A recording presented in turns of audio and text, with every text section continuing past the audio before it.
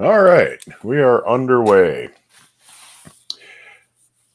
This week, we're gonna play around on the Goodwill auction site a bit, and sometimes you have to kind of take a chance on things. Looks like it might be something, but you can't really be sure. And sometimes it's worthwhile, sometimes it's not. Sometimes you end up with something completely unexpected.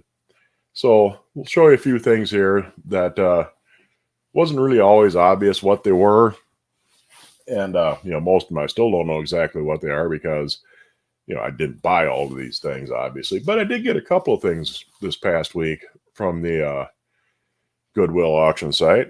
And I'll show you them in a second here. First, I'll say hi to the folks we got waiting around. Already got 15 people watching. Got Annie Vermonter, good to see you. William Brown, Cynthia Wesley, nice to see you. Hope you're enjoying your kettle. Raymond, Dorothy Annis, she's my newest member too. She's a actual channel member. Let's see, Cynthia Wesley, Debbie, good to see Debbie. Chris Solverson, let's see, scan through here. RT Scott, probably missed somebody, but Darla Allred. Debbie found a nice Wagner glass lid, 10 or 12. Yeah, there's Wagner and Griswold marked glass lids out there, and most of the time they go for next to nothing. You can find them in secondhand shops once in a while, and even ordinary glass lids. They are nice if you can't find a cast iron lid. They're kind of nice for Dutch ovens too. You can see how things are going inside the pot. So, nothing wrong with glass lids, and you can get them cheap, and if they fit, they fit. If they don't, they don't. So,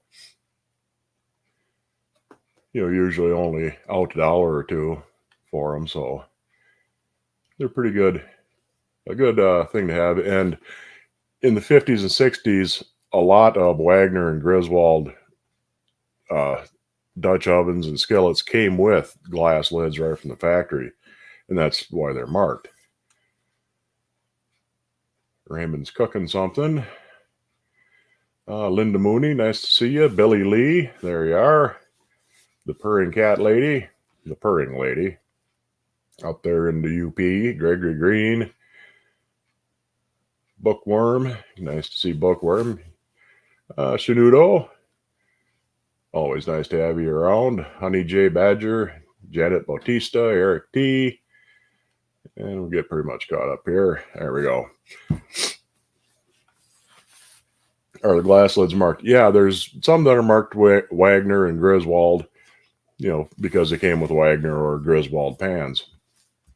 People know what they're looking at. They do go for a good bit more, but usually nobody really notices if you find them in secondhand stores. So you can get them a pretty decent price on them. I didn't know about cast iron company glass lids. Yeah, and I think the Wagner 1892 ones that they made in the 1990s, I'm pretty sure that the Dutch ovens came with glass lids as well.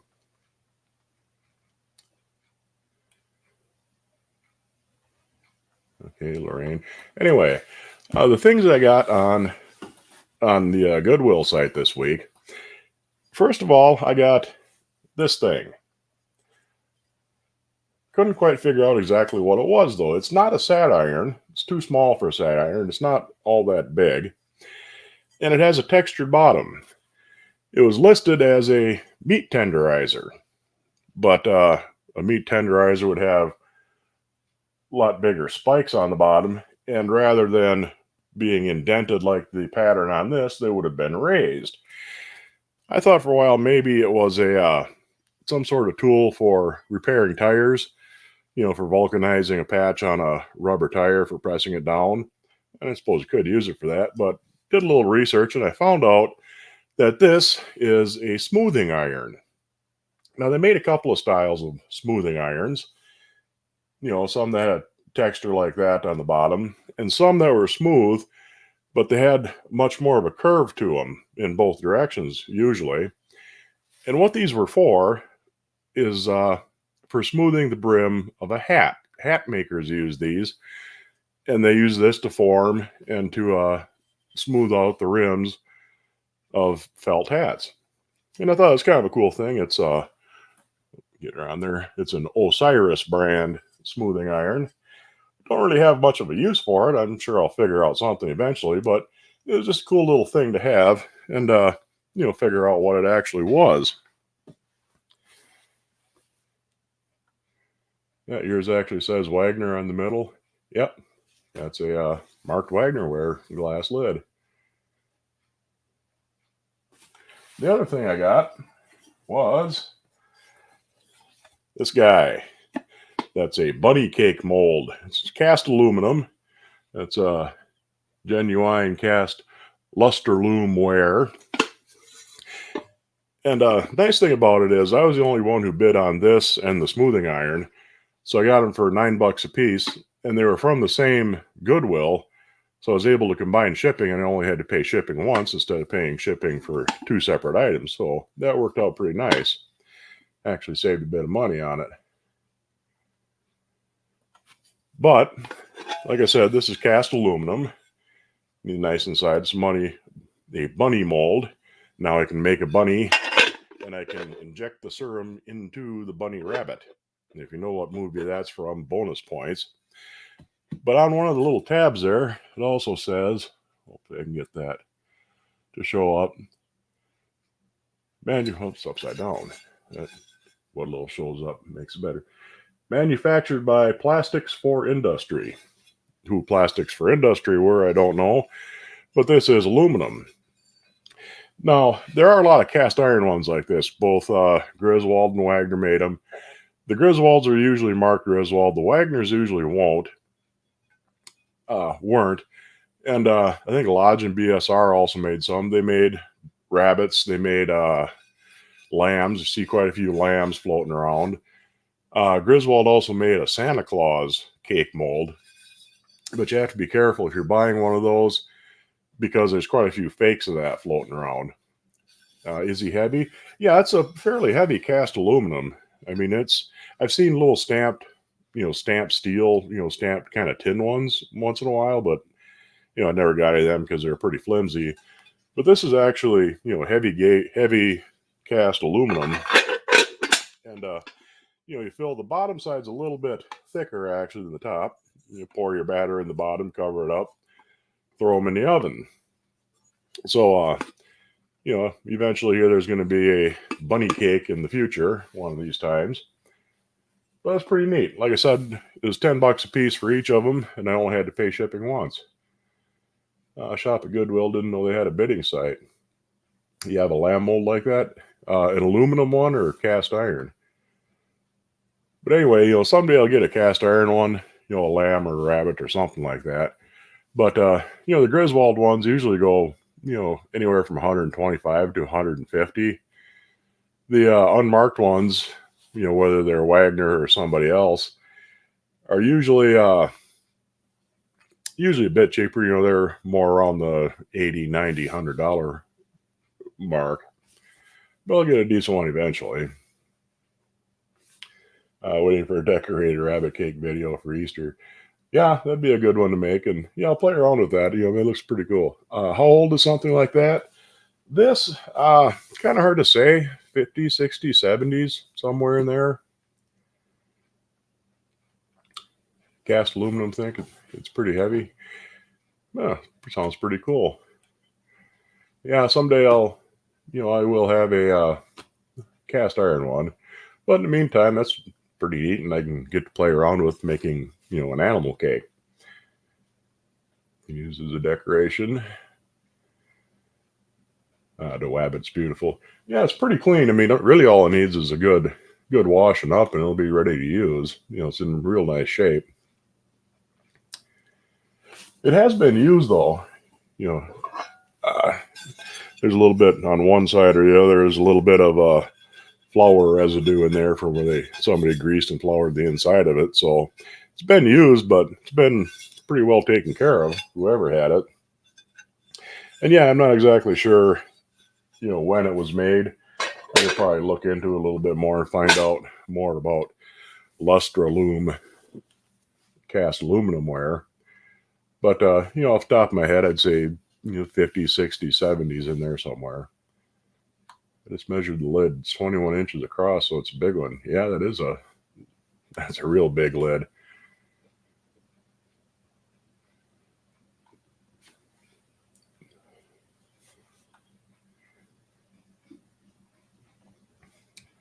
You ever hear the joke, did you ever kiss a rabbit between the ears? I can't say that I have. Anyway, I'm going to take a sip here, and we'll get into looking at things that may or may not be worth taking a chance on. I picked out most of the ones that were something kind of worthy. And let me get my sharing set up here. Where's my share screen? Okay,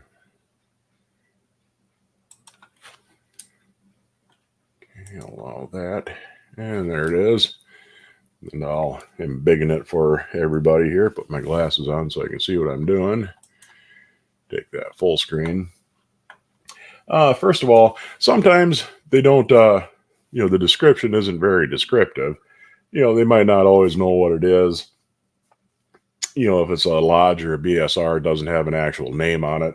Sometimes there's a lot of buildup on it, and sometimes they just don't really tell you anything in the listing. Right, this is an 11-inch cast iron pan, needs cleaning. Went for $121.99, so it must have been something worthwhile. So we'll have a look here and see. It looks like an ordinary pan. That's the inside of it. Looks pretty good. There's kind of a corner of the inside. This one, they actually show you the top of the handle. A lot of pictures, nobody really bothers to get a good look at the top of the handle. So you can't tell if there's a number on there, because sometimes the number or the lack of a number will give it away. Griswold and Wagner both had pretty distinctive fonts that are easy to recognize once you see them a few times. So if you see a Griswold shaped number, even if you see nothing else about the pan, you know it's a Griswold. And if it doesn't have a number, it could be a Lodge, could be a BSR, and there's others that didn't have numbers on top of the handles. So if you can make out a number but not really know what it is, just having a number there, you can eliminate a lot of possibilities. How do you go about removing small amounts of rust off the bottom of cast iron pans? Haven't been able to remove all of it with a light scouring with steel wool. If it's just like, one pan that's got rust on the bottom, you could take a washcloth or a paper towel or something, soak it down with a 50-50 vinegar solution, just enough so it's, good and wet, but not, dripping wet, and set that on there for a couple hours, and that'll take the rust off, and then scrub it up. Have I looked for Findlay cast iron skillets before? I've seen them around. Once in a great while they'll come up on auction sites, but I'd like to, never. They all went pretty high pretty fast. But one of these days I'll have them. Findlay is a Canadian cast iron maker. You have a cast iron skillet with a wood handle. Yeah, there's quite a few. I mean, they did make cast iron with wood handles back in the early 1900s. I think pretty much everybody made at least one version of the cast iron with a wood handle. BSR Lady Bess series, the ones they made in the 1970s, those had wooden handles on them. And there's a lot of Taiwanese ones that were imported in the 80s that have wooden handles. So, there's quite a few possibilities. Hey, Six Drops. Nice to see you. Anyway, like you see, there's no number on the handle. But now that we get in closer, we can actually see what this is. This is a number 10 Sydney skillet, which was Sydney was a company in Sydney, Ohio, the same town as Wagner was. And Wagner bought them out in the in, I think it was 1897. And for 10 or 15 years after that, they used the Sydney name on some of their skillets. This was actually made by Wagner with that style of I think we got a little better picture of the back there with that style of logo on it. You know, that was made by Wagner ware. The ones made by the Sydney Hollowware Company, they either say Sydney Hollowware Company on them, or they say Sydney in a cursive script. And those are pretty hard to find. They usually go for pretty good money when they do come up. But this one here, like I said, this went for I think it was 122, 121.99, which is a pretty good price for it. I mean, that's about what you'd expect to pay. But you can never, just an 11-inch cast iron pan needs cleaning. They don't really tell you anything about it. This one was kind of interesting. I don't quite know what to make of it. 4 cast iron skillets, Griswold 6-inch, Lincoln 8-inch. I've never heard of Lincoln. And 2 Wagner 12 and 2-inch. And you go ahead and look at the pictures. Well, they show you the Wagner ware. This is a Wagner chicken fryer.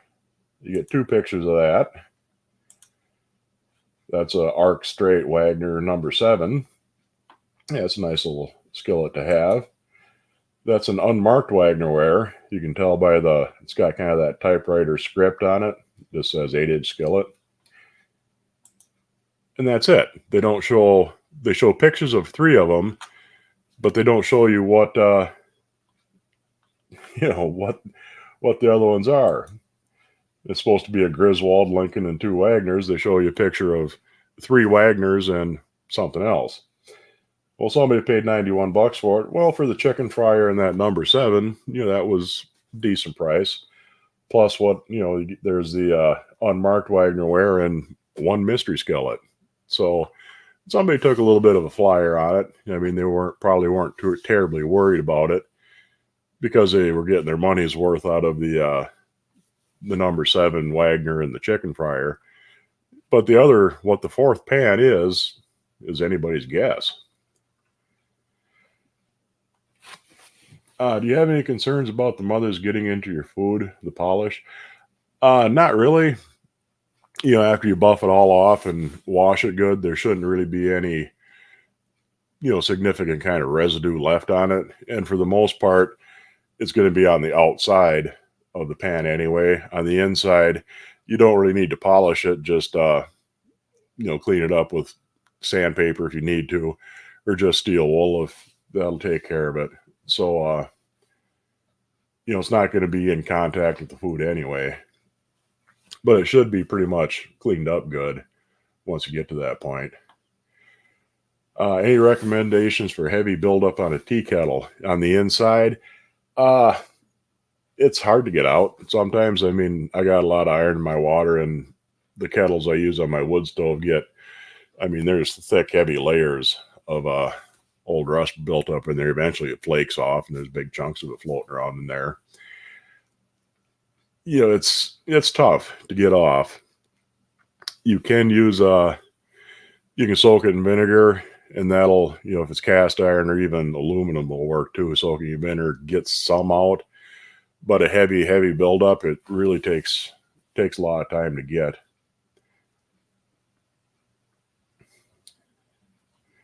Your unmarked Wagner had little bits of metal that you assumed to be lead. After cleaning up with lye and vinegar, it passed a 3M test.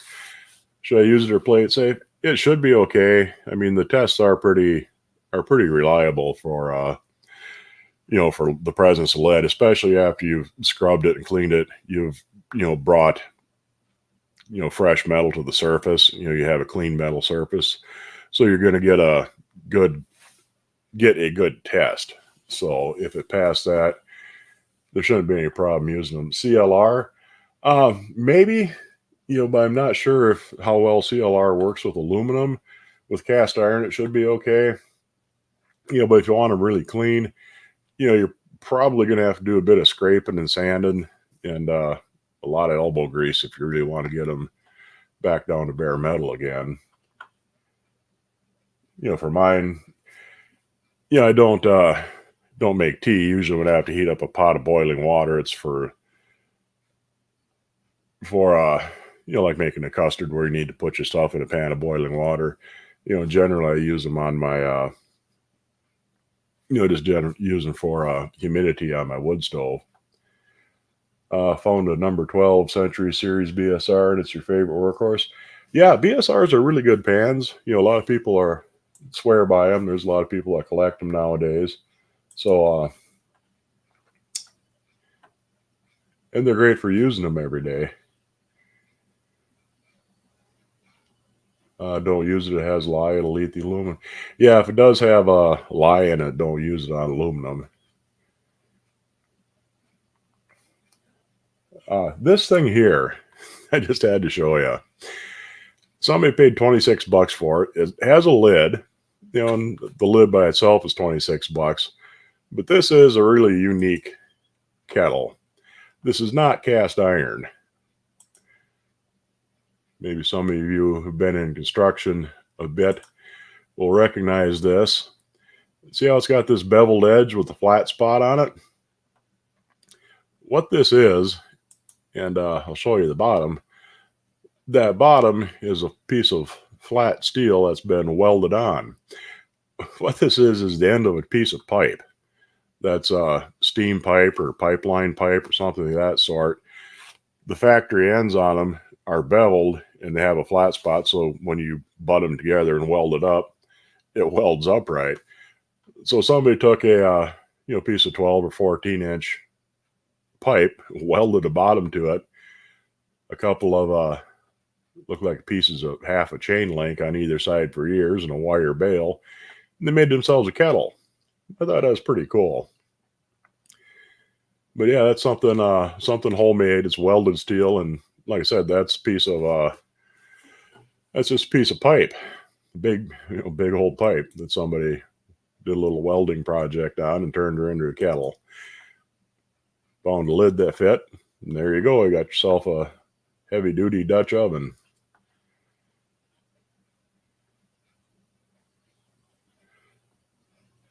The little flakes were under the seasoning rust, not in the metal. Yeah, if it tested negative for lead, test 2 or 3 different spots just to be sure. But that should definitely be safe to use. But yeah, I thought that was kind of cool. Somebody made themselves a pot out of scrap iron. I mentioned last week, that there was a whole rash of Griswold Iron Mountain stuff. You can tell by the shape of the handle that it's Griswold Iron Mountain. This is a chicken fryer, went for 122, and I got like 3 or 4 more listings on here. But this was pretty obvious to spot if you know what you're looking for. That and they get over here, the Griswolds, they have kind of this italicized numbers on them. The 8 is kind of italicized, and it has a 4-digit number instead of a 3-digit like most Griswold stuff does. But it is made by Griswold, and it tells you right out that it's chicken pan.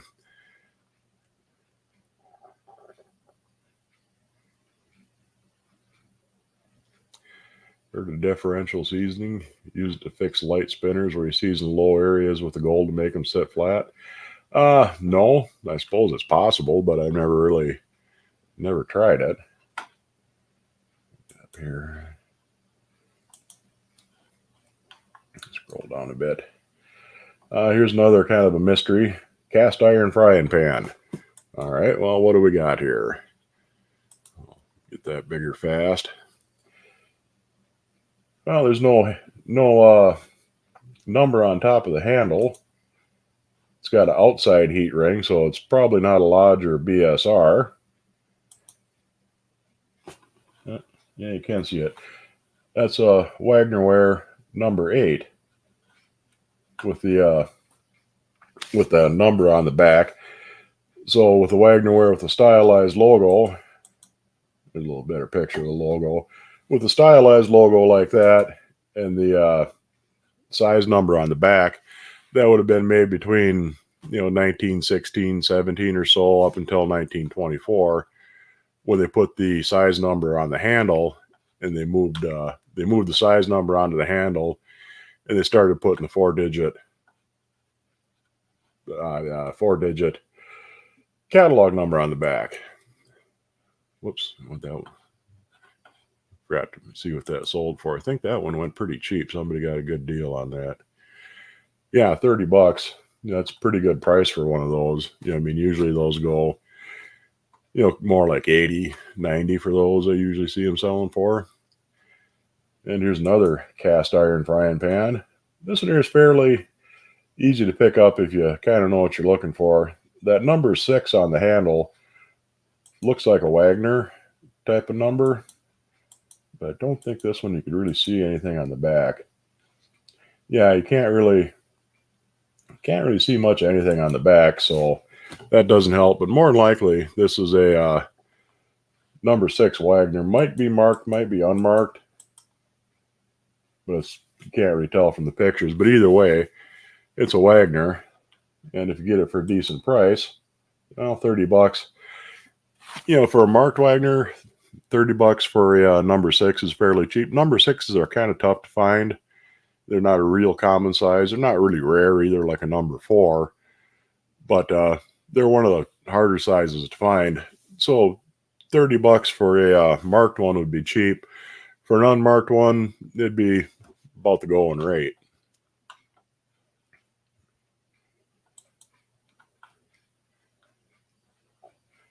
Let's see here. What's that?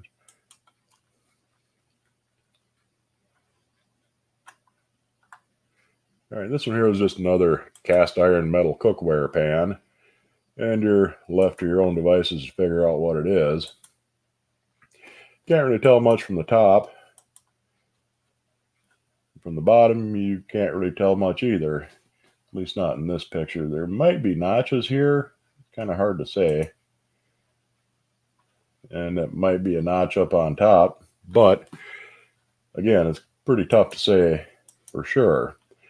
More likely it's a Lodge, and that didn't get any bids on it with their opening bid of $25. And what size? Since I couldn't see a size number on it, let me see if there's a measurement. Usually they tell you at least a measurement on it, but yeah, your guess is as good as any what size that is or if it's a Lodge or not. Looks like it's a fairly good size pan. Usually the proportions of the handle, you can get a rough guess, as long as that it's not a small pan. So it's probably a number 8, maybe. But, nobody's really willing to take a chance on it. And for $25, I'd probably pass, because a lot of times you can get Lodge like that you actually know for sure what they are, and get them for the same price or cheaper.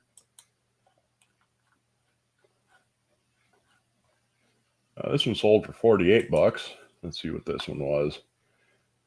See, I kind of save these up over, 2, 3, 4 weeks a lot of times. So sometimes I go ahead and make notes of what they are, and sometimes I don't. So a lot of times I'm just kind of guessing along with everybody else here. Well, there's no, maybe there's a number on the handle. You can't tell in that picture. Oh, there is. That's number 9. That looks like a old Wagner 9. But on the back, you can't really see anything. And from the handle, that's definitely an old style of handle. Wagner, but pretty much everybody had a handle like that at one time or another. You can see where the pattern has been reworked and reshaped, so that doesn't really narrow things down any. And looking at the back, like I said, it doesn't really look like quite enough buildup to completely hide lettering, but it's not a very good picture either. So it could be a number 9 Wagner, but it's definitely a number 9. So $50 for kind of a generic, assuming it's unmarked, and it's definitely an old skillet. That's not too bad of a price for that, even if it is unmarked. And if it does turn out to have something on it, that's a nice bonus. So yeah, $50. It's definitely something worth taking a shot at. I gotta go back here and check on some of my comments.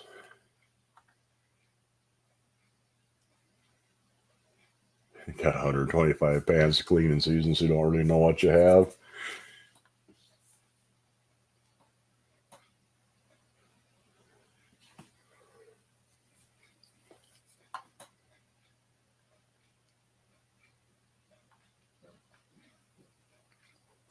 Uh, you have it all seasoned up. Should you clean and strip it and test it again? You wouldn't necessarily have to strip it. You could, if you just seasoned it, you could probably take steel wool and scrub a few spots bare. And you can use the same swab. If it doesn't test positive on any of the spots, you can keep reusing it. And if none of them test positive, then you're definitely good. So, yeah, you can just take a little steel wool and kind of buff it down and then reseason it afterwards, or just start using it. So, you should be all right with that. Let's see. Yeah, that's awesome. That BSR just keeps getting better. So I really don't know what you have. Picked up a Wagner number 11 the other day. Are those common? Uh, they're not really rare, but they are, getting tougher to find. They're not a real common size. Usually 8 or 9. You start getting 10 and 11, they get, pretty much all brands start getting scarcer and scarcer. So it's not a really common size. Especially if it's an older one, like an Arc Straight logo or something like that. Then they get to be pretty expensive. So, yeah, it's an uncommon one, but not too prohibitively rare. So they're always a good one to find. I love the square skillets. Who all makes them? Well, I've got one coming up here. In fact, Wagner made square skillets. Griswold made square divided skillets that had 3 compartments in them. They called them breakfast skillets. They were for bacon and eggs. You do a couple of strips of bacon in one part and 2 eggs in the others. Lodge made square skillets. I'm pretty sure BSR did. There's quite a few different sizes and styles and makers of the of square skillets.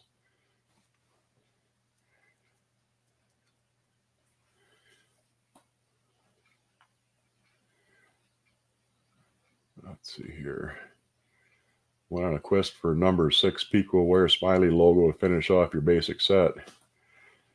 Yeah, 300 to 400. Yeah, that sounds steep, but like I said, 6s aren't real common. Generally a number 8 Smiley logo favorite, usually goes for 75 to 125. I see pretty good spread on prices on those. But yeah, the going 300 400 for number 6s. I didn't know that. Let's see.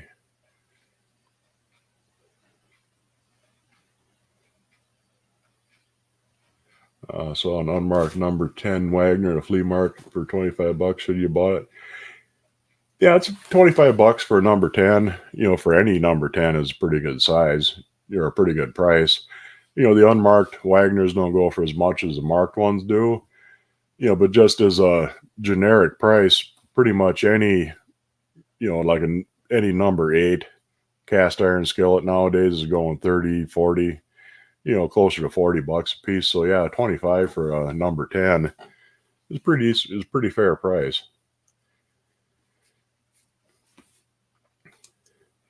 Recently got an unmarked number 10 for $20, cheaper than the hunt again.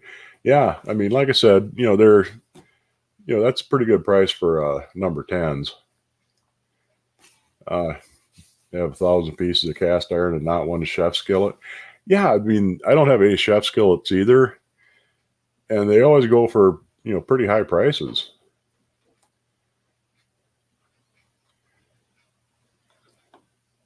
Anyway, let's get back to the show here. Where was I? Let's see. I did that one. I think I did that one. Yeah, that's the one I just did. All right.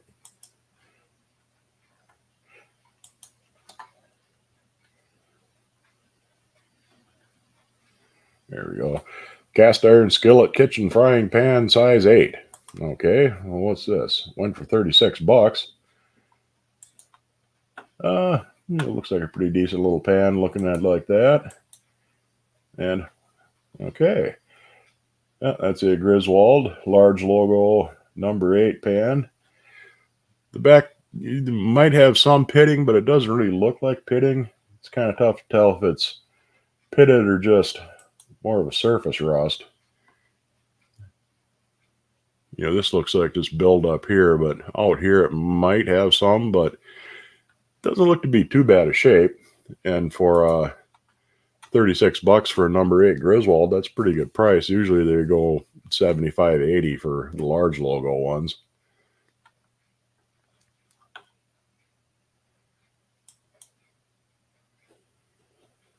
Had a Griswold square marked utility skillet about a number 8 size. Expect to pay $400. Yeah,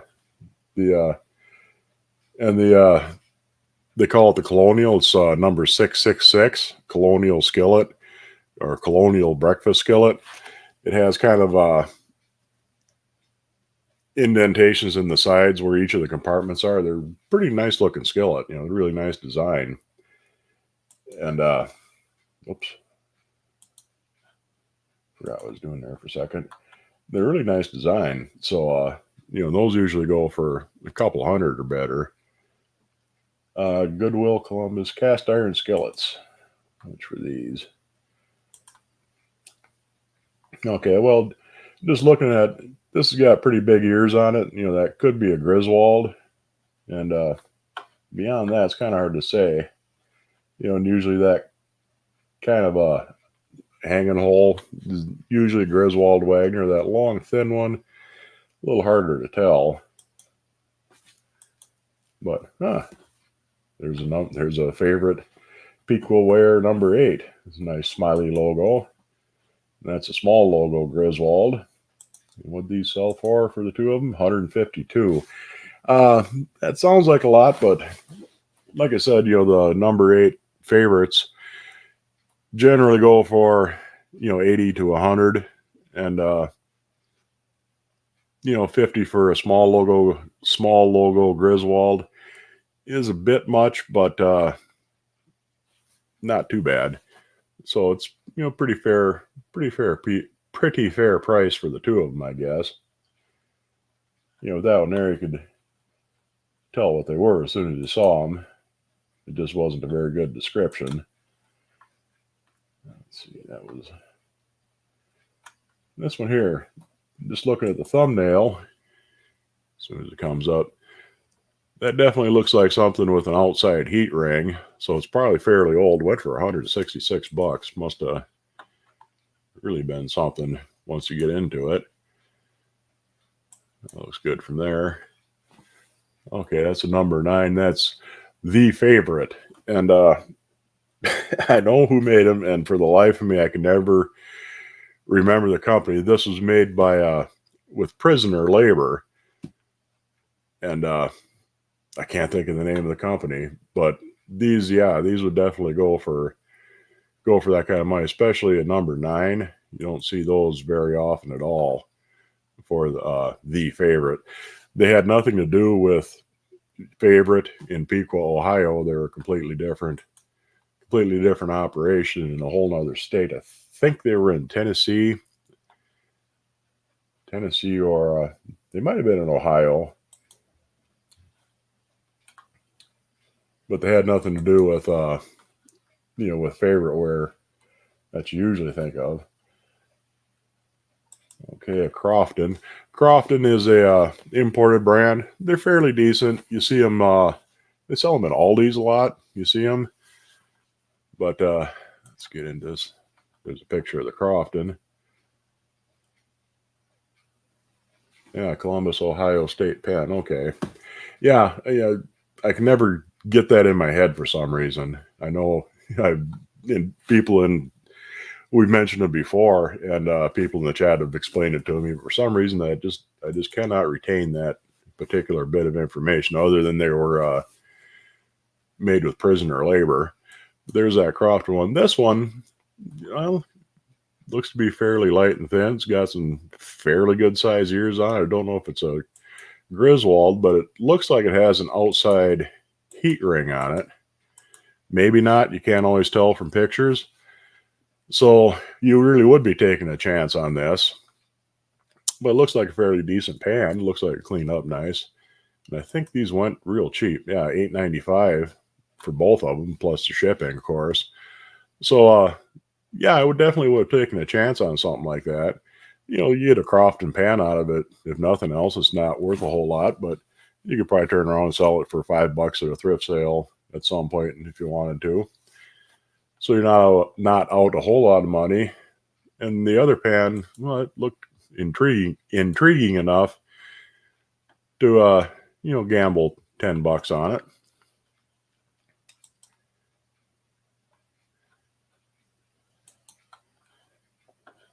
Rescued a Levco 1960s made in Japan. Beautiful milling marks on the inside. Takes seasoning like a champ. Yeah, I've seen them. Yeah, I don't have any of them, but I would like them. Yeah, they look like real nice skillets. Let's see. There's the Crofton one. Oh, and I forget who it was. You're probably in the chat again. They got a number 4 large logo Griswold skillet on the Goodwill site here for, I think it was $57 they paid for it, which is a hell of a good deal, because here's a number 3 and number 4 large logo Griswold. There's a number 4. And for the two of them, they sold for $201, and the vast majority of that was for that number 4, because that's what they usually sell for, $150 to $200 a piece. And the number 3 was just kind of a afterthought. Really what they were bidding on was that 4. But I can't remember who mentioned it. And they're both nice little skillets, so I just wanted to show somebody what a good deal they got.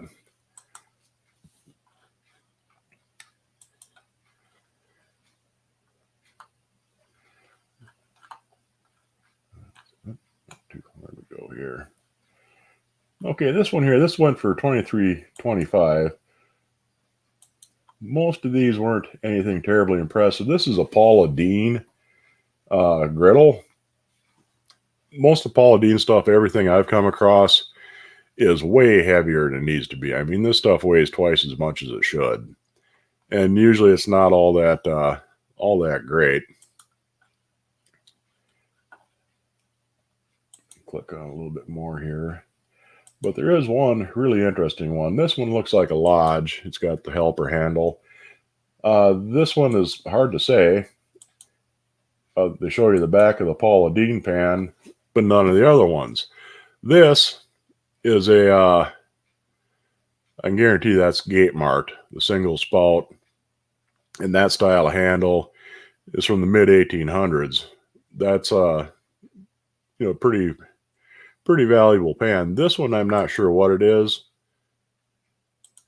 but it looks like it's pretty good in its own right. And of course they ran the ruler over the top of the handle where it would actually be useful to see what might be on top of the handle.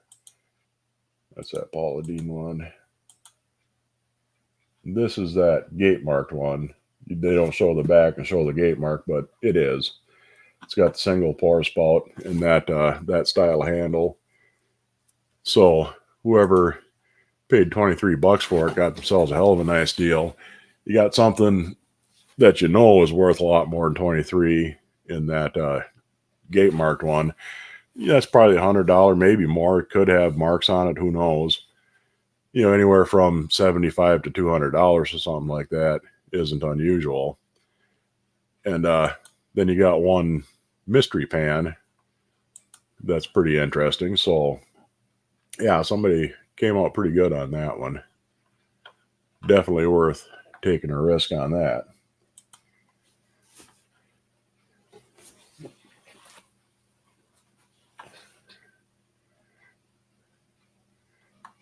She should. Yeah, you've got to get one number 4. Yeah, I don't have any number 4 anything either. Like I said, their number 4s are scarce and made by anybody. They're hard to find, and they go for big money when you do come across them. Usually, let's see, I went too far there. Oh, I'm on the wrong. Can't find where I am because I'm not where I was. Okay, we're speaking of square pans. Well, here's a whole bunch that has a square pan with it. That's a, let me bring it around. Whoops, went too far. That's a Wagnerware. It's they don't show the backs of any of these, so I can't tell exactly what style logo they made. Some that were unmarked, they made some with stylized logos, and you can kind of tell what time period they were made. There's a few variations on these, but all of the Wagnerware square pans have that thumbprint right there, and they have a squared off, and it's turned down, kind of curved down handle on it. They're real easy to spot once you see one of them. And normally they go for around $40, give or take. There's this guy. It's hard to say what that is. This might be a Lodge or a BSR. You know, it just kind of looks like one. But like I said, they don't show you the back of any of them. And the one skillet, when they got them all piled up, kind of looks like it has an outside heat ring on it. Like, I think it was this one, maybe. You know, it's tough to say. But for $30, it was definitely worth the price of it just for that square one alone. And the rest of them were, you know, kind of taking a chance on them. But you definitely come out good on that. Like I said, usually, you know, 40, $45 a piece is what you typically see the square Wagnerware ones selling for. So they are out there. You know, I mean, if you're looking for square ones.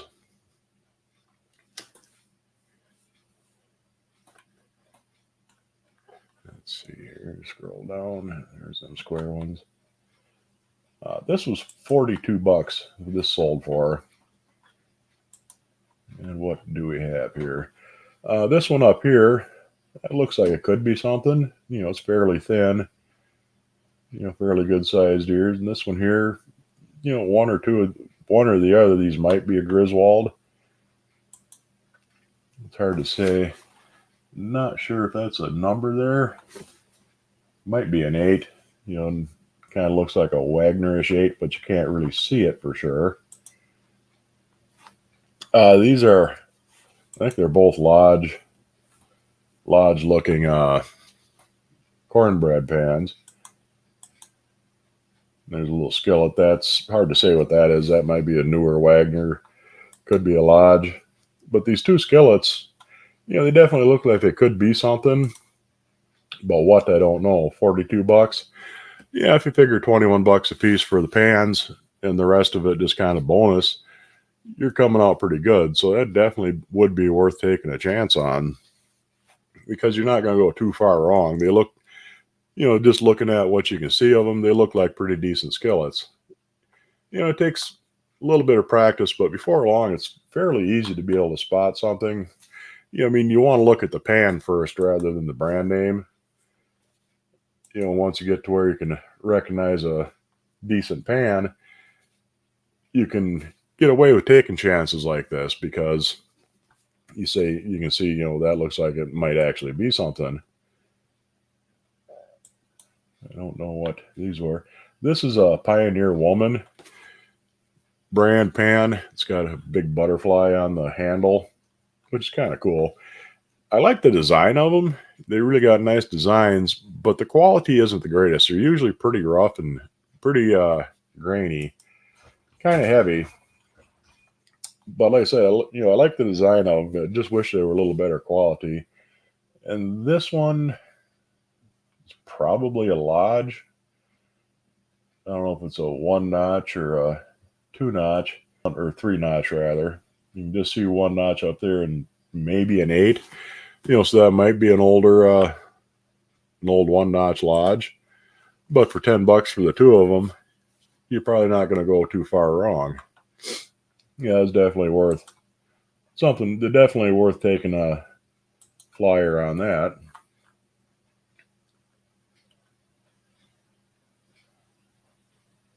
Okay, these three, they just tell you Wagner ware cast iron. But you get a little bit closer into the pictures, you can see you got 2 number 12s and a number 10. So you got 3 big pans. There's 12, there's 10. And once you get them flipped over, they actually do show you the back of these. This is a, I take that, yeah, that's a small logo Griswold is what that one is. That's the Wagner. That's an unmarked Wagner number 10, I think. And that's a stylized logo heat ring Wagner. For the lot of them, 272 is a bit much, but like I said, the big pans, anything bigger than number 10, and these are a 10 and 2 12s. The number 12 Wagner ware, ones like that go for around 150, so you're probably not too far out of line for price, but it's not really not a cheap deal either. Let me come up here and I gotta scroll back in my comments here. I'm a little behind.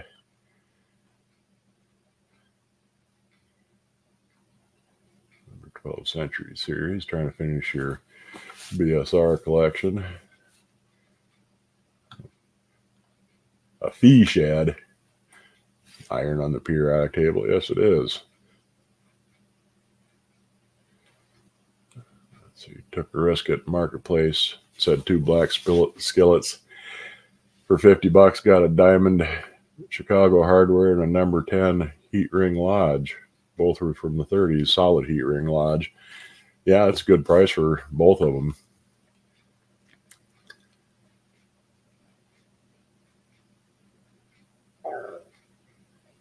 Yeah, Griswold costs big bucks. So yeah, you can still, every now and then you'll come across a Griswold cheap.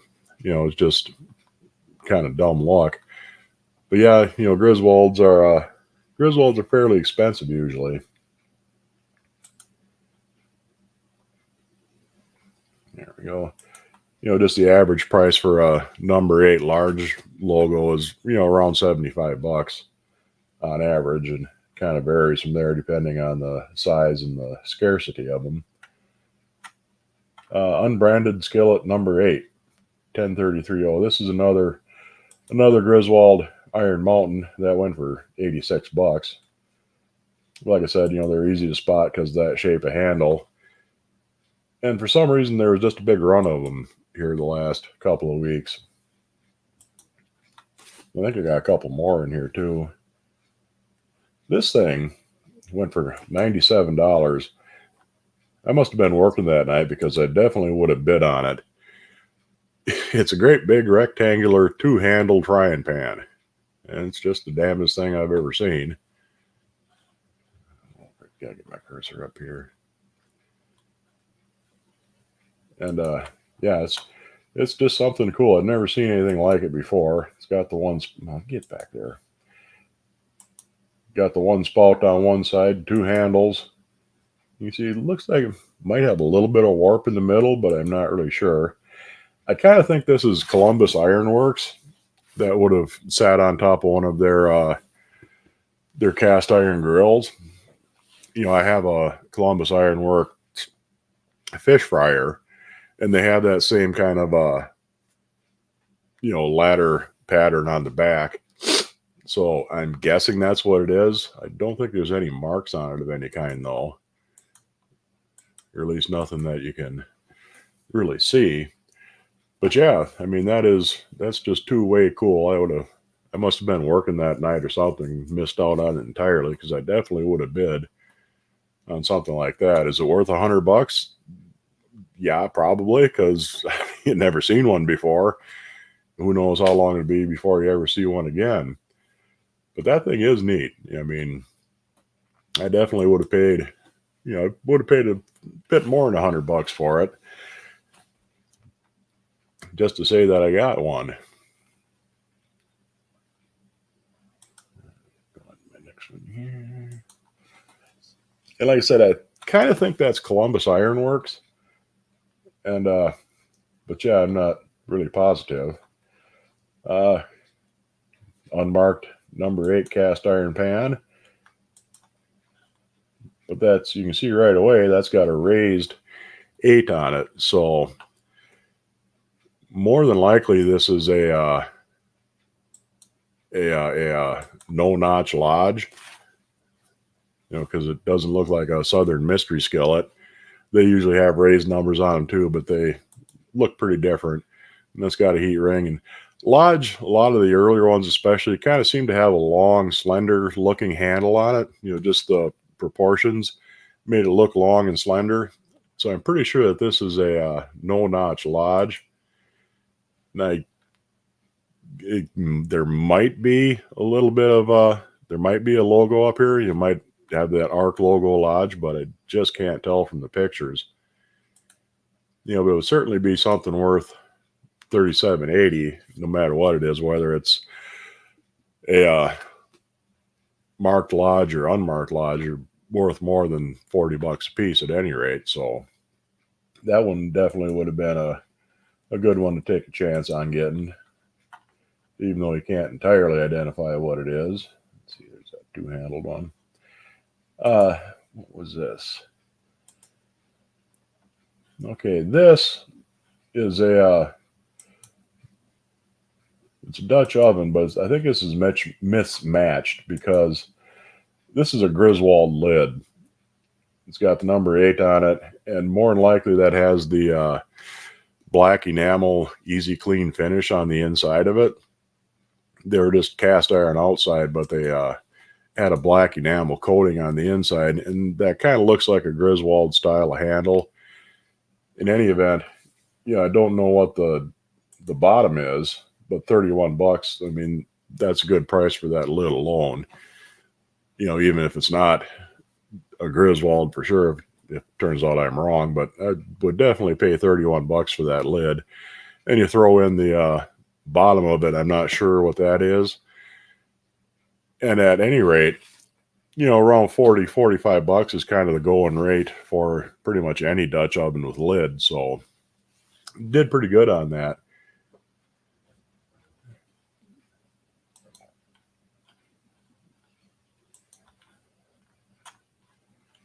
Like I said, I'm pretty sure that's a Griswold lid, and usually they go for just the lid alone. Will go for 50 or 60. These are 2 more Griswold Iron Mountain skillets. Are both number 5s. Vintage number 5, 1038. I think they use the same pictures, but they're different listing numbers on it, and they went for slightly different prices. So I'm not quite sure exactly what it is. And here's another one. This is a number 3, I think, and a number 3 BSR with it. Yeah, I mean, I don't know why all those showed up all of a sudden like that, but they did. And here's a whole pile of stuff. Most of these are just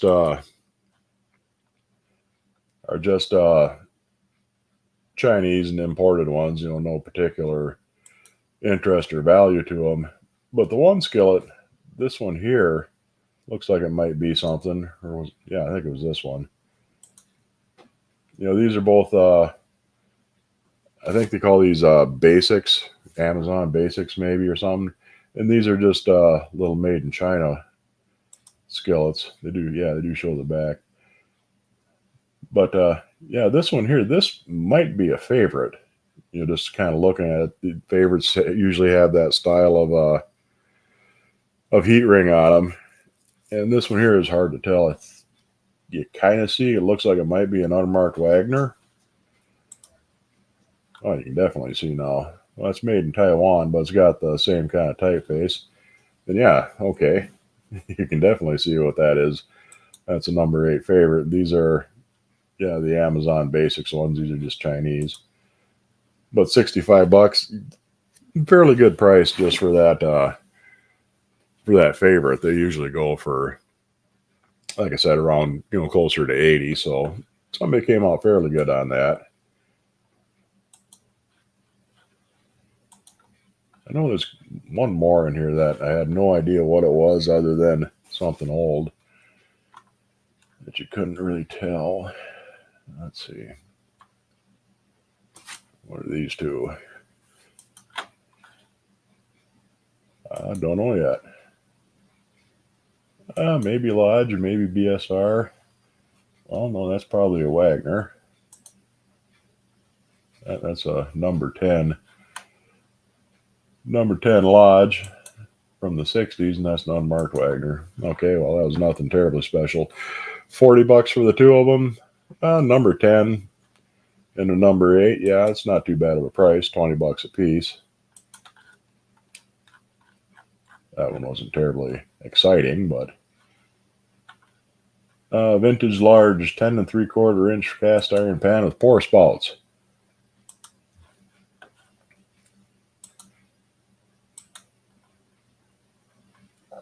Hard to say what it is.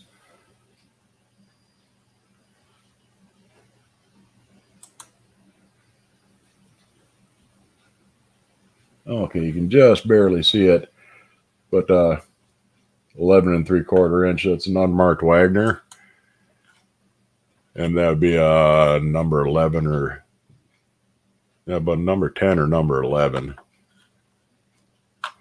Ready for a little temp drop. Convinced your friends to come over and watch you cook in your winning kettle. They're excited. Yeah, that's a really nice. It's a nice kettle. I mean, you should really have fun with it.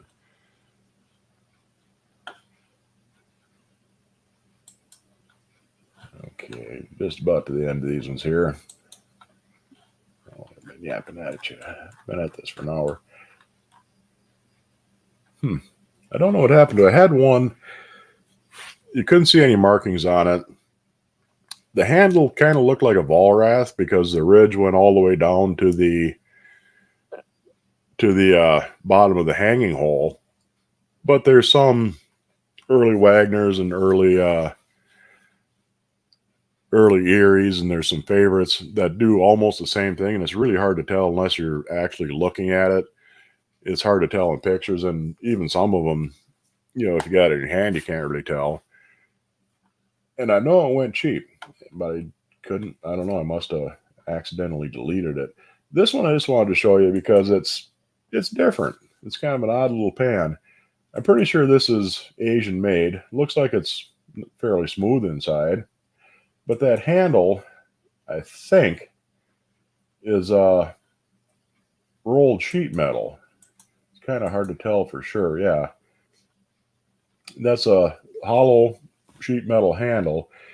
Usually skillets that have these real steeply sloped sides like this are made in Taiwan. And I've got a couple of them like that, and they're real nice skillets, but I've never seen one with a handle quite like that. It's pretty different. And usually when you see this kind of design on the bottom where it's got the raised concentric rings and the medallion in the middle, that's usually Chinese. So I'm not quite sure what to make of this. But for $10, it would have been a pretty good price just to have it, just because it's kind of a unique little thing. Yeah, I'm kind of disappointed. I know I had a couple more that were kind of a mystery, but don't know what happened to them. But that's the ones I had picked out anyway. So let me get closed out of this. Actually, I'm going to get my cursor back on the right screen. I'll put myself back up and stop sharing. There we go. Anyhow, that's pretty much our show for tonight. Yeah, once you learn to recognize some of the characteristics of pans, get to know what good skillets look like, and what kind of what time period they came from. You can usually spot a pan made before 1930, one made from 1930 up into the 60s, and then some of the more modern ones. You can usually tell pretty easily just by looking at the pan and not being able to see a brand name what era they came from, which is a big help. And it takes a little bit of practice, but it's not terribly hard to pick up. It doesn't take too long to figure out what what you're looking at. Certain clues, if there's a number on top of the handle, if you can see one, what shape it is. You can really it doesn't take all that long to get to the point where you can get away with taking a chance every now and then on something that you're not sure what it is, but it looks like it's something worthwhile. And being able to spot things like that can really be helpful, because sometimes you do come across some real treasures. I have the number 9 artistic logo Erie skillet that I couldn't tell what it was other than it was an old skillet. And when I got it home and cleaned up, turned out to be something really amazing, because they're a fairly scarce pan, and one in condition like that, once you get them cleaned up, they're worth about $400 now is what they're usually selling for. And I paid I think 25 or 30 for it, just because it was an old looking skillet and I knew it was something old. Beyond that, I had no idea what it really was. So you can really, taking a chance can really pay off sometimes. Sometimes you get something that isn't all that impressive. You'll get something that you thought might have been marked, was completely unmarked, no idea who made it. But even so, a lot of times you'll still have a pretty good pan out of the deal. And sometimes you never can identify what an unmarked skillet is. So with a little bit of learning and a little bit of luck, you're not going to go too far wrong, as long as you don't pay an exorbitant amount of money for something risky like that. And it can be really rewarding to take a chance on something and find out that it's really something neat. Let's see.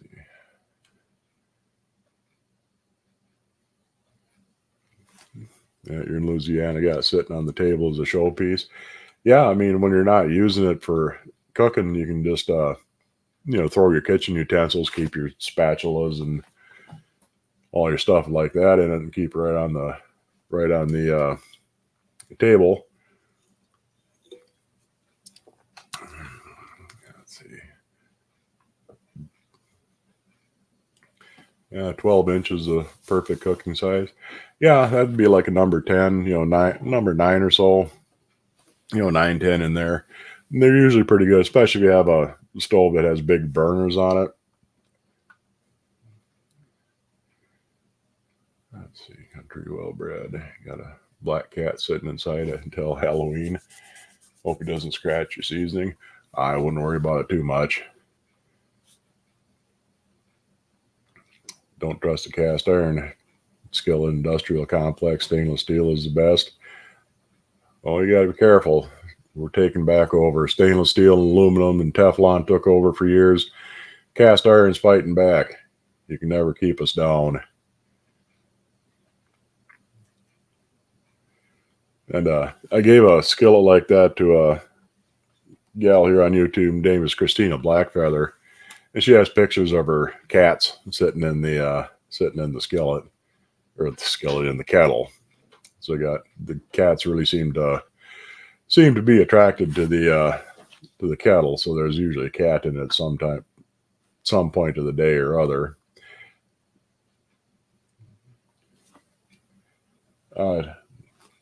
Say I didn't have the breakfast skillet.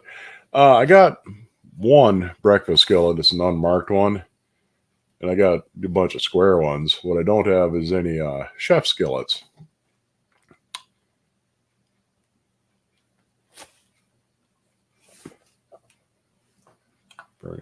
Anyway, yeah, we're going to wrap this up for tonight. I will be on next Tuesday. The Tuesday after next, I don't think so. I'll have to double check for sure, but definitely up. We're definitely on for next Tuesday, and we'll come up with something to chat about then.